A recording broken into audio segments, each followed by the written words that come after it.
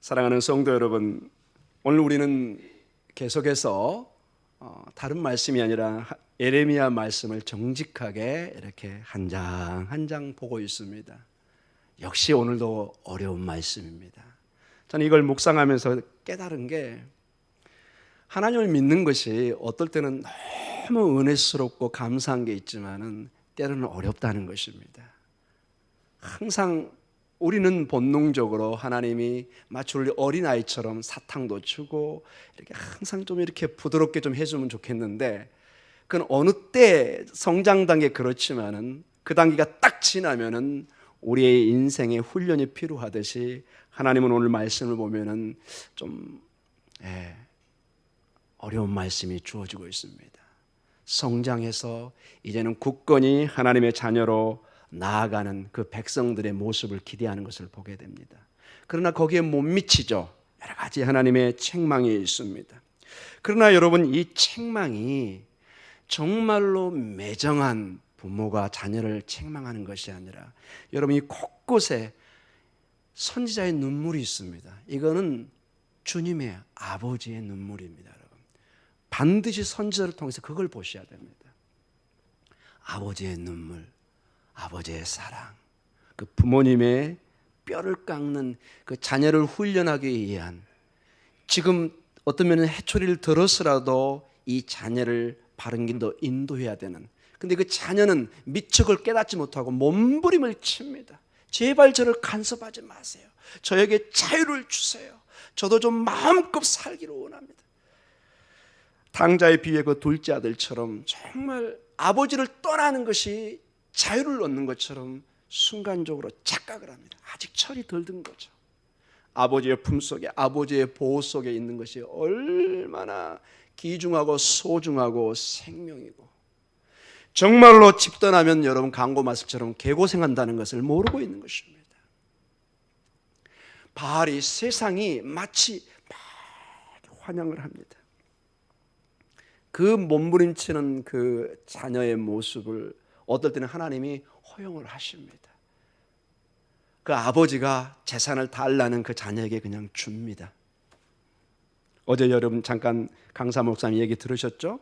그 당시에 부모가 살아생전에 유산을 달라는 것은 아버지가 죽어달라는 뜻입니다. 그 당시에 그 문화에는 거의 요청할 수 없는 상황입니다. 아주 무례하고 철이 없는 거죠. 오늘 여기 이스라엘의 백성들의 모습이 그렇습니다. 여기 보면 여러분, 하나님과 그 백성들의 관계를 봐보십시오. 예레미야를 통해서 하나님이 그들을 어떻게 부른가 보십시오. 1절에 어짜에 내 머리는 물이 되고 내 눈은 눈물 근원이 되고 죽음을 당한, 뭐라고 부르죠? 딸 내 백성아, 사랑하는 딸아, 사랑하는 아들아, 내 백성아. 여러분 7절 한번 읽어볼까요? 2절도 한번 읽어볼까요? 내가 광야에서 나그네가 머무를 곳을 얻다면 누구죠? 내 백성을, 내 자식, 내 새끼들아, 내 새끼들아, 어떻게 아직도 내 마음을 모르느냐. 저기 7절을 한번 보도록 하겠습니다. 그러므로 만군의 여호와께서 이와 같이 말씀하시되, 보라, 내가 내 딸 백성을 어떻게 처치할꼬. 내 새끼들아, 내 백성아. 근데 여러분, 그 백성을 향한 마음이 그냥 무조건 해초리를 들어서 때리는 것이 아니라, 여러분이 예레미야는 우리가 전통적으로 눈물의 선지자라고 그럽니다. 눈물의 하나님을 봅니다. 정말 제가 몇 번을 설교하면서 강조했지만, 하나님은 어떤 면에서 굉장히 연약하십니다. 자기 딸을 향한, 자녀를 향한. 여러분, 우리가 어떻게 볼 때 강한 아버지, 부모는 눈물을 안 흘린다고 그러잖아요. 이게 눈물을 흘린다는 것은 연약함의 표현이지만, 이게 연약함의 표현이 아닙니다. 정말로 사랑하는 마음이 있을 때 자기도 모르게 눈물이 나는 것을 봅니다. 이 눈물은 여러 종류가 있겠죠. 그러나 그 사랑하는 자녀를 보면서 그 안타까운 마음이 흘리는 그 부모의 눈물은 전혀 성격이 다를 것입니다. 내 딸, 내 백성과 연결되는 그 본문의 주님의 마음을 한번 다시 1절에 보겠습니다. 어찌하면 내 머리는 물이 되고 내 눈은 뭐죠? 눈물 근원이 될고 죽음을 당한 딸 내 백성을 위하여 주야로 어떻게 하죠? 울리로다. 주야로 울리로다.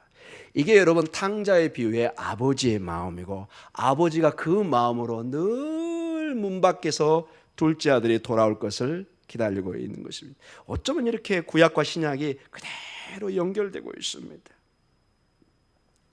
여러분 10절을 봐보십시오. 아버지의 말씀을 같이 한번 읽어볼까요? 내가 산들을 위하여 울며 부르짖으며 광야 목장을 위하여 슬퍼하나니. 그 마음이 울며 부르짖으며 광야 목장을 위하여 슬퍼하나니.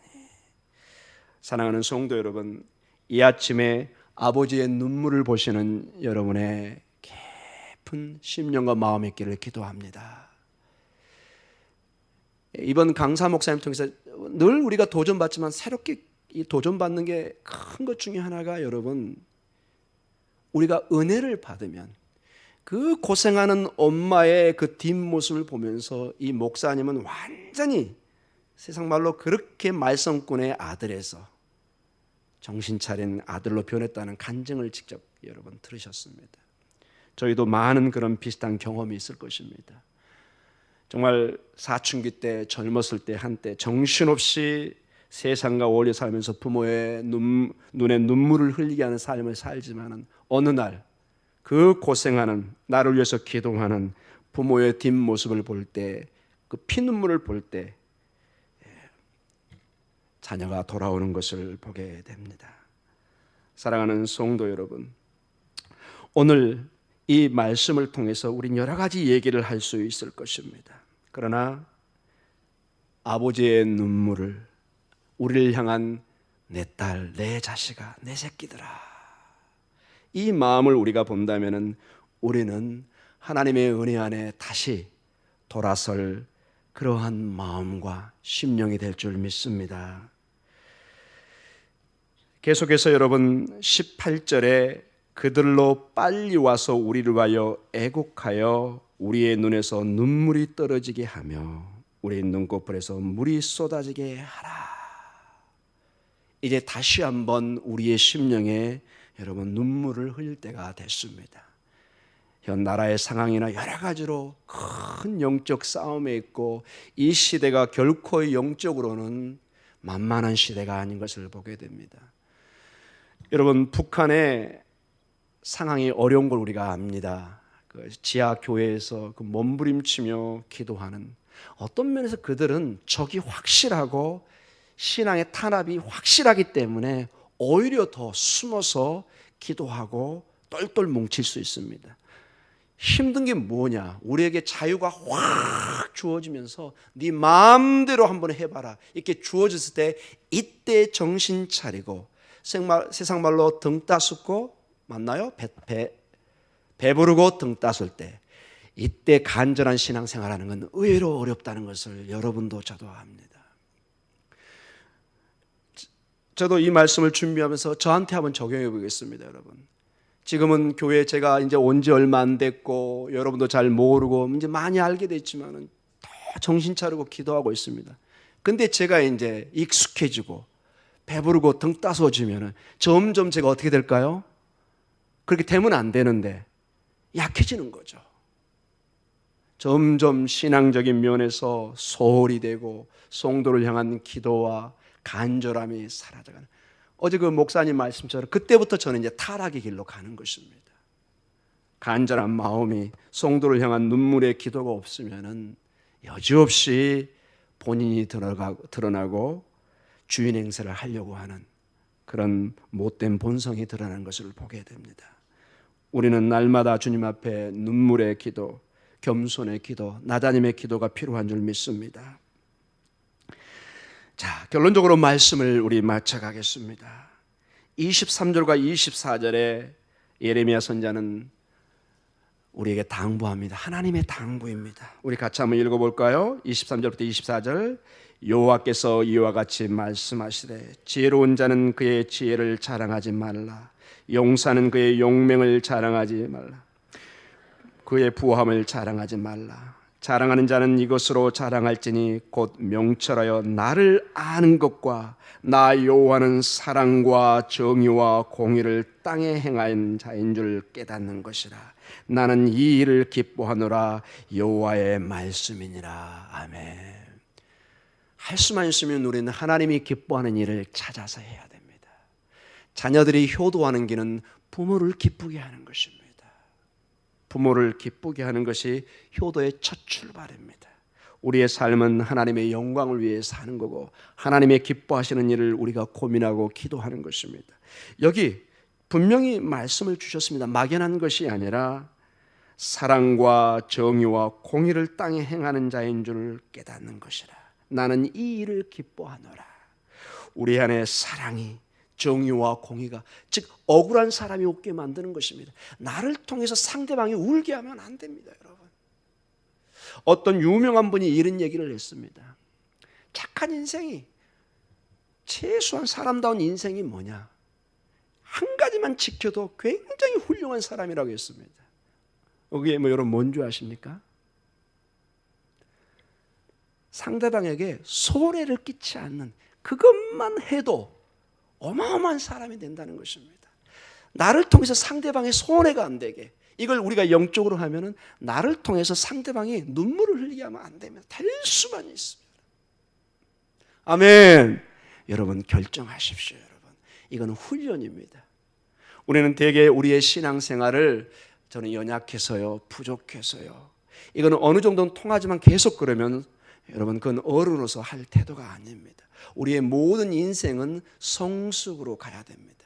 근데 그게 핵심에 훈련이 필요합니다. 뭐가요? 훈련이 필요합니다. 모든 여기에 각 직장과 여러분 사업에 위치해 있습니다. 그 분야에 훈련된 사람이 그 자리에 서 있는 것입니다. 저도 지금 신학 공부가 거의 30년이 넘어가고 지금도 부족함을 느끼는데 여러분 지금도 저 밤에 공부하고 있습니다.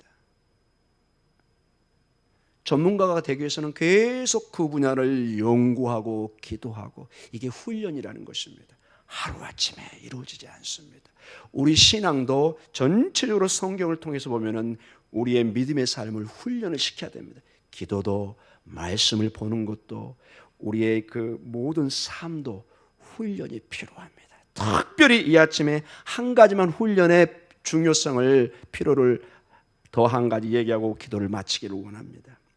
여기 보면 8절을 여러분 한번 주목해 보시기 바랍니다. 8절 같이 읽겠습니다. 시작. 그들의 혀는 죽이는 화살이라 거짓을 말하며 입으로는 그 이웃에게 평화를 말하나 마음으로는 해를 꾸미는도다. 전체적으로 지금 9장에 흐르는 그 큰 문맥이 이스라엘 백성들이, 유다 백성들이 거짓을 입술로 범죄하는 것입니다. 입술로 하나님의 은혜를 다 까먹어 버립니다. 하나님의 은혜가 우리의 마음에 충만히 임했다면 가장 우리가 경계하고 훈련해야 되는 것이 무엇이냐? 우리의 입술을 여러분 훈련하셔야 됩니다. 매일 삶에 이거 나가려고. 제가 지금 우리 중고등부 학생들에게, 우리 교회는 아닌데 가장 걱정하는 게 너무 욕을 잘해요. 얘들이 커서 어떤 사람이 될지 참으로 걱정이 됩니다. 거의 조폭 수준의 근데 그걸 너무 당연하게 받아들이고 있습니다. 우리 사회에 얼마나 끔찍한 범죄가 늘어나는 것은 그 욕을 보면 여러분 아실 것입니다. 성경은 얘기합니다. 특별히 시편 141편 3절에 이런 말씀이 있습니다. 여호와여 내 입에 파수꾼을 세우시고 내 입술의 문을 지키소서. 이것은 여러분 훈련, 정한 사람이 지켜줘야 됩니다. 그냥 자연스럽게 안 됩니다. 그냥 군인들도 모두가 그냥 잠자니까 저 북한 이 추운 날 여러분 우리의 자녀들이 보초를 서야 됩니다. 저 산에서 저 어떤 특정 지역에서 파수꾼을, 문을 지켜줘야 됩니다. 그래야 오늘 우리가 편안하게 잠을 자고 이렇게 예배를 드릴 수 있습니다. 이것은 결심과 훈련과 결단이 필요한 것입니다. 사랑하는 성도 여러분, 우리는 물론 연약합니다. 쓰러지고 넘어집니다. 그러나 우리는 매일 훈련을 해야 됩니다. 아내로서 남편으로서 훈련이 필요합니다. 언제까지나 무책임한 행동을 할 수는 없는 것입니다. 그것은 가정을 파괴시키고 교회를 파괴시킵니다. 언제까지나 교회 공동체, 여러분의 가정의 이 사회, 악한 말들을 거짓의 혀를 하면서 공동체와 우리의 가정을 파괴시킬 수는 없습니다. 우리의 말 때문에 우리의 남편과 아내가, 우리의 자식이 상처를 입은다면 오늘 결단을 하셔야 됩니다. 한 인생을 살면서 나의 그냥 무심결에 던지는 이 말 한마디에 영혼들이 죽어가고 시험을 받는다면 정말 우리는 심각하게 이걸 생각해야 됩니다. 사랑하는 성도 여러분, 저와 여러분의 입술에 파수꾼을 세우는 역사가 있기를 기도합니다. 내 입술의 문을 지키소서. 시편 141편 3절이 또 다른 여러분에게 도전의 말씀이 되기를, 저에게 도전의 말씀이 되기를 기도합니다. 우리 다 같이 기도하겠습니다.